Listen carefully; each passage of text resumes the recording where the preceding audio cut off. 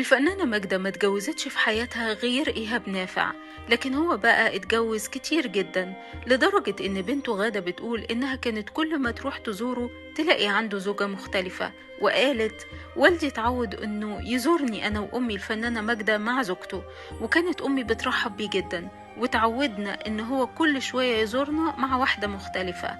يعني على سبيل المثال للحصر، إيهاب نافع كان صاحب رأفت الهجان جدا، فلما مات رأفت الهجان اتجوز مراته بعد 6 شهور من وفاته. حتى غدا بتقول: ما تصدقوش قصة حب يسرى ومحمود عبد العزيز في مسلسل رأفت الهجان، دي مرات رأفت الهجان الحقيقية اتجوزت أبويا بعد 6 شهور بس من وفاته. كمان كلنا نعرف دودي الفايد اللي مات مع الأميرة ديانا، أبوه هو محمد الفايد. محمد الفايد كان متجوز من السيدة سميرة خشقجي. سميرة بعد ما اتطلقت من محمد الفايد اتجوزت إيهاب نافع.